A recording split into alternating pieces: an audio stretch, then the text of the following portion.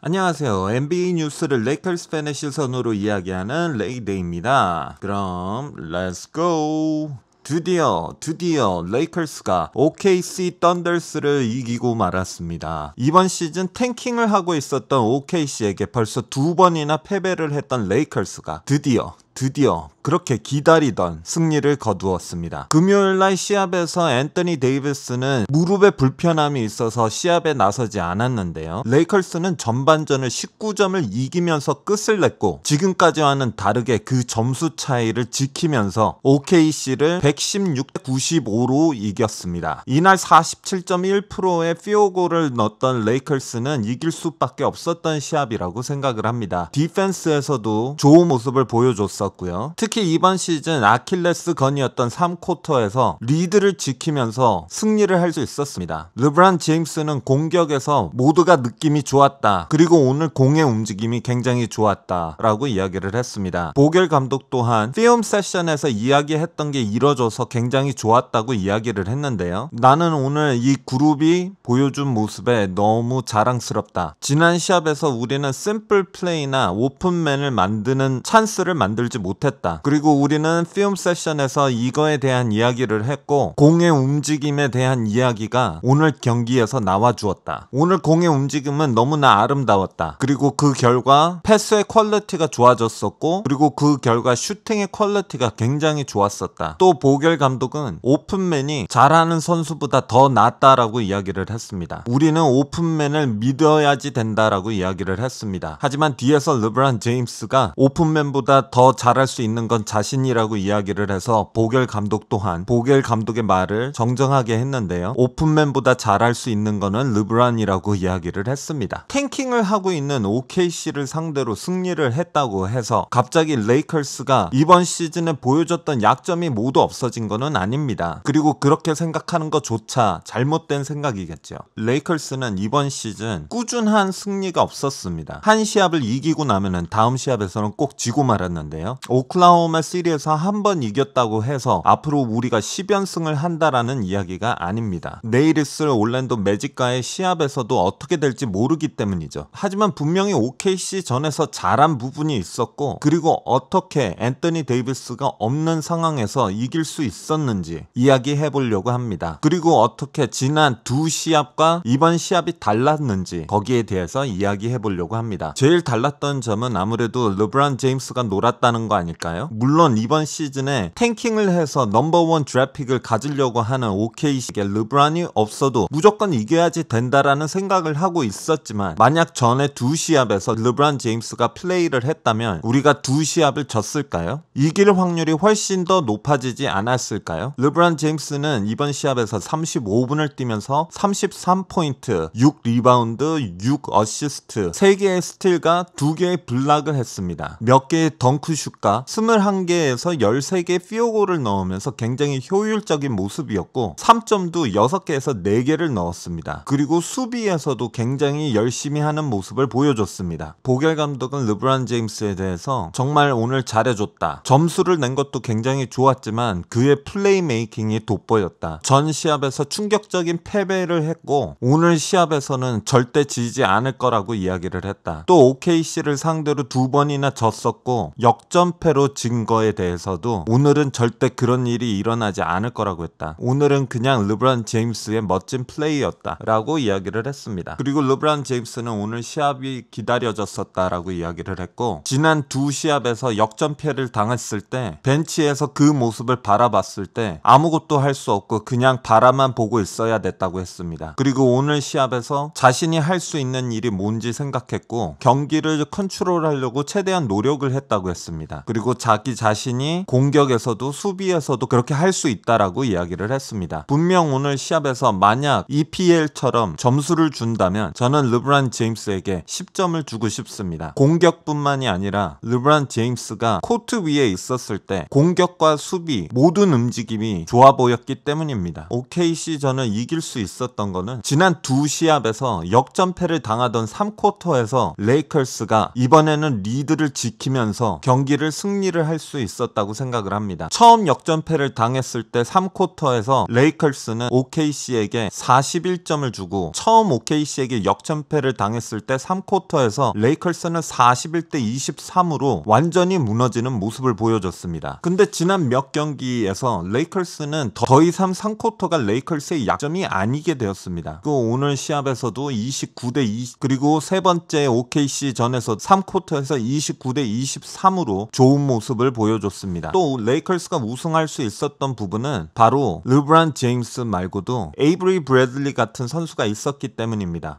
브래들리 선수는 이번 시즌 최고의 점수 22점을 넣었는데요. 특히 3점에서 8개에서 6개를 넣었습니다. 공격에서 좋은 모습을 보여줬지만 저는 에이브리 브래들리 선수의 알렉산더 선수를 상대로 한 수비에 더 포인트를 포커스를 하고 싶습니다. 알렉산더 선수는 지금 현재 OKC의 스타 선수이고 지난 두 시합에서도 레이커스를 상대로 굉장히 좋은 모습을 보여줬습니다. 하지만 세 번째 만남에서 알렉산더 선수는 11점으로 경기를 마감했어야 됐습니다. 그리고 브래들리는 경기 후 인터뷰에서 셰이 알렉산더 선수를 막는 게 굉장히 중요했다라고 생각했다. 지난 두 시합에서 알렉산더 선수는 굉장히 잘했고 알렉산더 선수를 막으면서 모든 플레이가 힘들게 만들고 싶었다라고 이야기를 했습니다. 그리고 보겔 감독은 공격에서 브래들리 선수가 보여주는 거는 모두가 보너스다. 그는 수비에서 굉장히 중요한 선수기 때문이다. 하지만 우리는 브래들리 선수에게 더 적극적으로 공격을 하라고 이야기를 하고 있다. 그리고 그렇게 할 수 있다라고 생각을 한다. 라고 이야기를 하면서 브래들리 선수에 대한 보겔 감독의 믿음이 얼마나 많은지 다시 한번 보여줬습니다. 이 시합에서 또 한 명의 선수를 이야기하자고 하면 바로 어스틴 립스 선수가 드디어 부상 후 제대로 된 시간을 받으면서 플레이를 할 수 있었습니다. 립스 선수는 부상 전에 굉장히 좋은 모습을 보여줬었는데요. 부상 후 이후로는 로테이션에서 제대로 된 시간을 받지 못하면서 많은 팬들이 왜 보겔 감독은 어스틴 립스에게 기회를 주지 않지라는 생각을 하게 만들었습니다. 하지만 이번 시합에서 어스틴 립스는 13점, 5리바운드를 냈습니다. 더욱이 28분 동안 플러스 마이너스에서 플러스 17을 기록했습니다. 그의 움직임 그리고 모든 게 좋아 보였습니다. 어스틴 립스 선수는 햄스트링 부상으로 거의 3주 동안 시합에 나오지 못했는데요. 부상에서 복귀 후 두 경기 동안은 거의 로테이션에서 제외되었습니다. 하지만 OKC 전 이후에 인터뷰에서 프랭크 보겔 감독은 립스 선수가 중요한 역할을 맡아도 될 준비가 되었다고 그리고 그런 립스의 모습을 기다려 왔었다고 이야기했습니다. 르브론 제임스, 브래들리 그리고 어스틴 립스 선수 같은 선수의 활약도 있었지만 모든 선수들이 수비에서 자기 역할을 열심히 수행해 주었습니다. 물론 이 시합 하나가 앞으로 우리에게 10연승을 갖다 줄 거라고 생각하지 않습니다. 하지만 앤서니 데이비스가 돌아오고 레이커스가 계속해서 이런 모습을 보여준다면 정말로 앤서니 데이비스가 얘기했던 것처럼 10연승 아니 15연승도 충분히 할 수 있는 팀이지 않을까라는 생각을 합니다. 오늘도 재미있으셨다면 구독, 좋아요, 알람 설정까지 부탁드리고요. 그러면 또 재미있는 이야기로 다시 만날 때까지